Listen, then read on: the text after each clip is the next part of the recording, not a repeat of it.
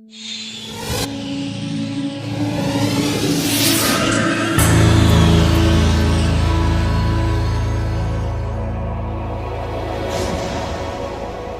real social innovation I want to talk about involves charity. I want to talk about how the things we've been taught to think about giving and about charity and about the nonprofit sector are actually undermining the causes we love and our profound yearning to change the world. But before I do that, I want to ask if we even believe that the nonprofit sector has any serious role to play in changing the world. A lot of people say now that business will lift up the developing economies and social business will take care of the rest. And I do believe that business will move the great mass of humanity forward. But it always leaves behind that 10% or more that is most disadvantaged or unlucky. And social business needs markets, and there are some issues for which you just can't develop the kind of money measures that you need for a market. I sit on the board of a Center for the Developmentally Disabled, and these people want laughter and compassion, and they want love. How do you monetize that? And that's where the nonprofit sector and philanthropy come in. Philanthropy is the market for love. It is the market for all those people for whom there is no other market coming. And so if we really want, like Buckminster Fuller said, a world that works for everyone, with no one and nothing left out, then the nonprofit sector has to be a serious part of the conversation. But it doesn't seem to be working. Why have our breast cancer charities not come close to finding a cure for breast cancer, or our homeless charities not come close to ending homelessness in any major city? Why has poverty remained stuck at 12% of the US population for 40 years? And the answer is, these social problems are massive in scale, our organizations are tiny up against them, and we have a belief system that keeps them tiny.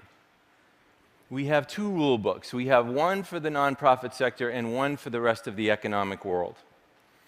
It's an apartheid, and it discriminates against the for-profit sector in 5 different areas, the first being compensation.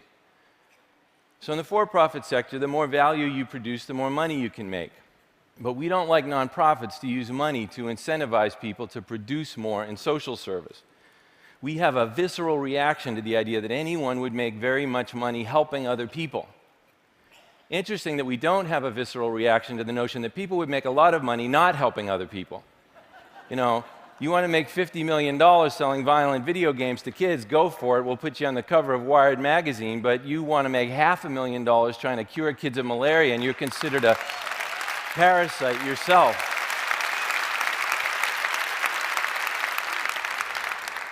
And we think of this as our system of ethics, but what we don't realize is that this system has a powerful side effect, which is it gives a really stark, mutually exclusive choice between doing very well for yourself and your family or doing good for the world to the brightest minds coming out of our best universities, and sends tens of thousands of people who could make a huge difference in the nonprofit sector marching every year directly into the for-profit sector because they're not willing to make that kind of lifelong economic sacrifice. Business Week did a survey, looked at the compensation packages for MBAs 10 years out of business school. And the median compensation for a Stanford MBA with bonus at the age of 38 was $400,000. Meanwhile, for the same year, the average salary for the CEO of a $5 million plus medical charity in the US was $232,000, and for a hunger charity, $84,000. Now, there's no way you're going to get a lot of people with $400,000 talent to make a $316,000 sacrifice every year to become the CEO of a hunger charity. Some people say, well, that's just because those MBA types are greedy. Not necessarily. They might be smart.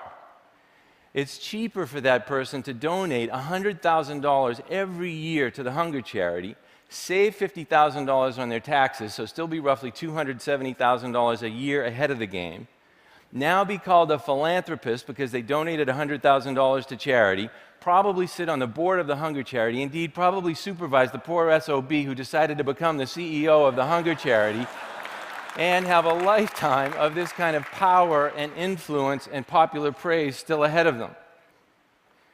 The second area of discrimination is advertising and marketing. So we tell the for-profit sector, spend, spend, spend on advertising until the last dollar no longer produces a penny of value.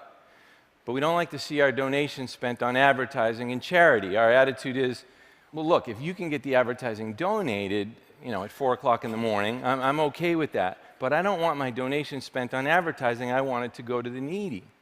As if the money invested in advertising could not bring in dramatically greater sums of money to serve the needy. In the 1990s, my company created the long-distance AIDS ride bicycle journeys and 60-mile-long breast cancer 3-day walks. And over the course of 9 years, we had 182,000 ordinary heroes participate, and they raised a total of $581 million. They raised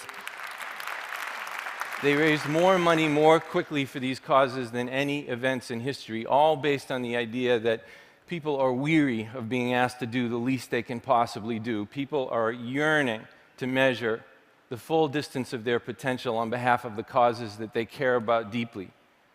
But they have to be asked.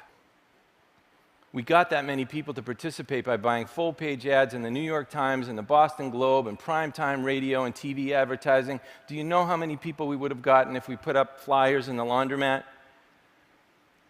Charitable giving has remained stuck in the US at 2% of GDP ever since we started measuring it in the 1970s. That's an important fact because it tells us that in 40 years, the nonprofit sector has not been able to wrestle any market share away from the for-profit sector. And if you think about it, how could one sector possibly take market share away from another sector if it isn't really allowed to market? And if we tell the consumer brands, you may advertise all the benefits of your product, but we tell charities, you cannot advertise all the good that you do, where do we think the consumer dollars are going to flow? The third area of discrimination is the taking of risk in pursuit of new ideas for generating revenue. So Disney can make a new $200 million movie that flops, and nobody calls the Attorney General. But you do a little $1 million community fundraiser for the poor, and it doesn't produce a 75% profit to the cause in the first 12 months, and your character's called into question. So nonprofits are really reluctant to attempt any brave, daring, giant-scale new fundraising endeavors for fear that if the thing fails, their reputations will be dragged through the mud. Well, you and I know when you prohibit failure, you kill innovation. If you kill innovation in fundraising, you can't raise more revenue. If you can't raise more revenue, you can't grow. And if you can't grow, you can't possibly solve large social problems. The fourth area is time. So Amazon went for 6 years without returning any profit to investors, and people had patience. They knew that there was a long-term objective down the line of building market dominance. But if a nonprofit organization ever had a dream of building magnificent scale that required that for 6 years, no money was going to go to the needy, it was all going to be invested in building this scale, we would expect a crucifixion. And the last area is profit itself. So the for-profit sector can pay people profits in order to attract their capital for their new ideas, but you can't pay profits in a nonprofit sector. So the for-profit sector has a lock on the multi-trillion-dollar capital markets, and the nonprofit sector is starved for growth and risk and idea capital. Well, you put those 5 things together, you can't use money to lure talent away from the for-profit sector, you can't advertise on anywhere near the scale the for-profit sector does for new customers, you can't take the kinds of risks in pursuit of those customers that the for-profit sector takes, you don't have the same amount of time to find them as the for-profit sector, and you don't have a stock market with which to fund any of this, even if you could do it in the first place, and you've just put the nonprofit sector at an extreme disadvantage to the for-profit sector on every level. If we have any doubts about the effects of this separate rulebook, this statistic is sobering. From 1970 to 2009, the number of nonprofits that really grew, that crossed the $50 million annual revenue barrier, is 144. In the same time, the number of for-profits that crossed it is 46,136. So we're dealing with social problems that are massive in scale, and our organizations can't generate any scale. All of the scale goes to Coca-Cola and Burger King. So why do we think this way? Well, like most fanatical dogma in America, these ideas come from old Puritan beliefs. The Puritans came here for religious reasons, or so they said, but they also came here because they wanted to make a lot of money. They were pious people, but they were also really aggressive capitalists. And they were accused of extreme forms of profit-making tendencies compared to the other colonists. But at the same time, the Puritans were Calvinists. So they were taught literally to hate themselves. They were taught that self-interest was a raging sea that was a sure path to eternal damnation. Well, this created a real problem for these people. Right here, they've come all the way across the Atlantic to make all this money. Making all this money will get you sent directly to hell. What were they to do about this?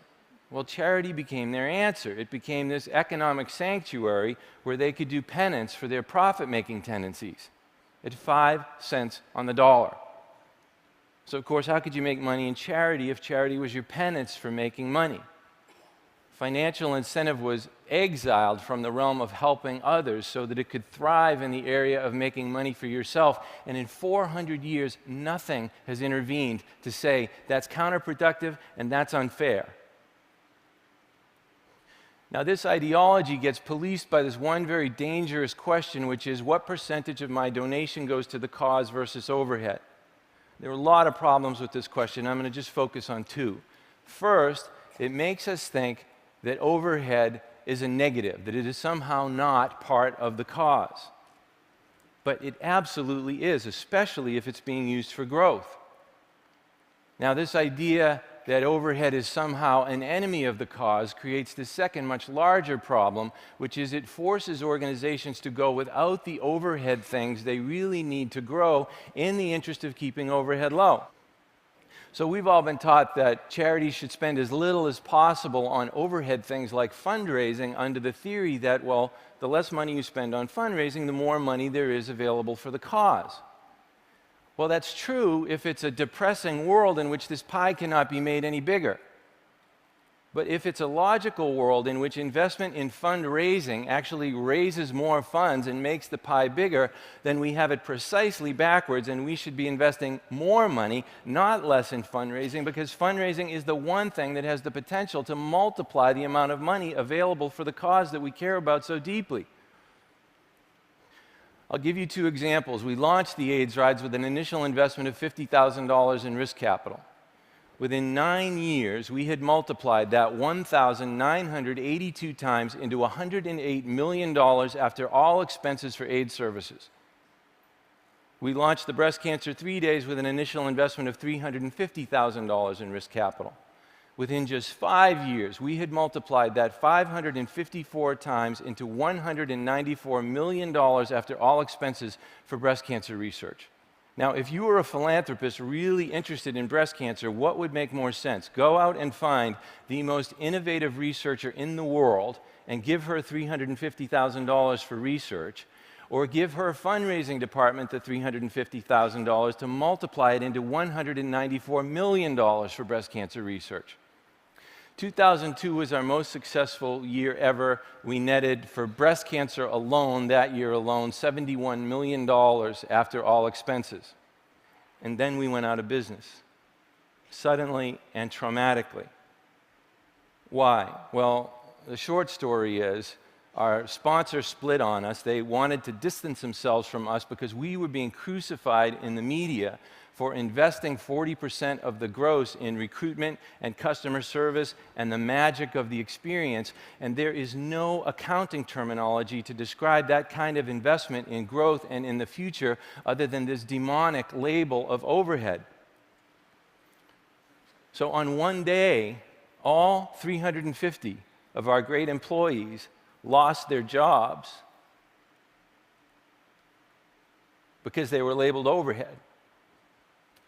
Our sponsor went and tried the events on their own. The overhead went up. Net income for breast cancer research went down by 84%, or $60 million in 1 year. This is what happens when we confuse morality with frugality. We've all been taught that the bake sale with 5% overhead is morally superior to the professional fundraising enterprise with 40% overhead. But we're missing the most important piece of information, which is what is the actual size of these pies? Who cares if the bake sale only has 5% overhead if it's tiny? What if the bake sale only netted $71 for charity because it made no investment in its scale, and the professional fundraising enterprise netted $71 million because it did? Now which pie would we prefer, and which pie do we think people who are hungry would prefer? Here's how all of this impacts the big picture. I said that charitable giving is 2% of GDP in the United States. That's about $300 billion a year. But only about 20% of that, or $60 billion, goes to health and human services causes. The rest goes to religion and higher education and hospitals. And that $60 billion is not nearly enough to tackle these problems. But if we could move charitable giving from 2% of GDP up just one step to 3% of GDP by investing in that growth, that would be an extra $150 billion a year in contributions. And if that money could go disproportionately to health and human services charities, because those were the ones we encouraged to invest in their growth, that would represent a tripling of contributions to that sector. Now we're talking scale. Now we're talking the potential for real change. But it's never going to happen by forcing these organizations to lower their horizons to the demoralizing objective of keeping their overhead low. Our generation does not want its epitaph to read, "We kept charity overhead low."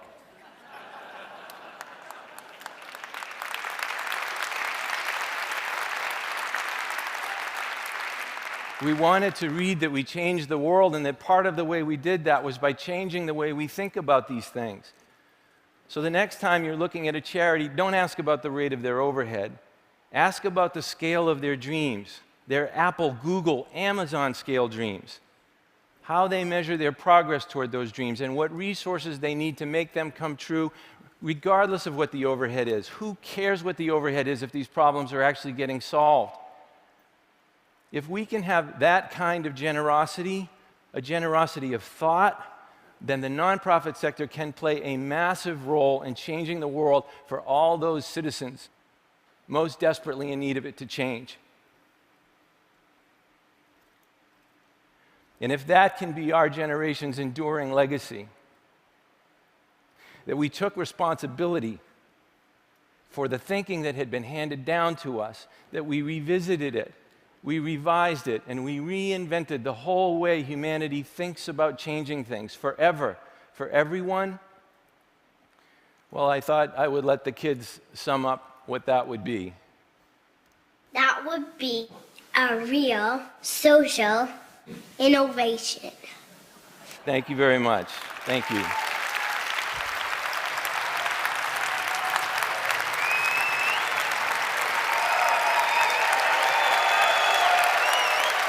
Thank you.